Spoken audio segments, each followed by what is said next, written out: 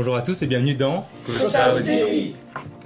Alors le concept c'est très simple, on a des petits papiers, deux jeunes, un évêque, et du coup on va essayer de créer une discussion autour de ces thèmes. Et pour commencer, on prendra au hasard, vraiment. On va commencer avec la prière. Juste pour commencer, qu'est-ce que ça vous évoque, la prière, Cécile? Un lien très fort avec Dieu, pour moi, je dirais. Ok. Et toi Noah? La prière, c'est juste le temps d'un moment avec, en communication avec Dieu. Ok. Et Monseigneur, oui. Pour moi, la prière, oui, c'est une communication, mais c'est une communication qui n'a pas besoin de mots d'abord. C'est un élan du cœur qui m'élève parce que en moi, il y a plus que moi. Et je n'existerais pas s'il n'y avait pas une source de vie qui me fait vivre. Donc cet élan me porte vers l'origine de la vie. Et puis la prière, pour moi, c'est la relation avec Jésus lui-même, le Christ ressuscité, qui me donne son esprit et qui me donne cet élan. Et alors, il n'y a pas besoin de mots, et dans l'Écriture, on nous dit, c'est aussi des gémissements ineffables. Voilà. Vous avez tous parlé de communication, d'élan. Et concrètement, comment vous faites pour prier? Toi, Noah, c'est quoi un peu ta technique?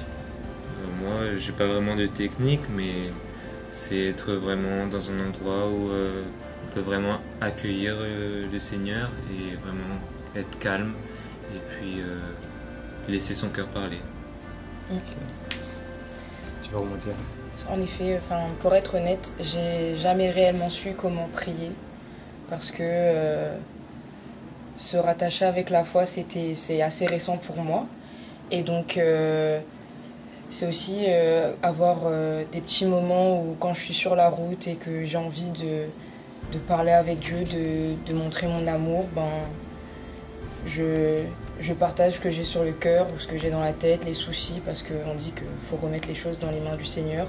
Quand ça nous tracasse, et j'essaye de faire comme ça. Ok. Et vous, Monseigneur, vous avez une...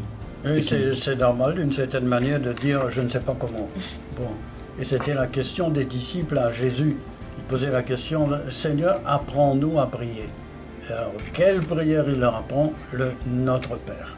C'est-à-dire qu'on est dans la même filiation, voilà, dans l'origine de toutes les origines.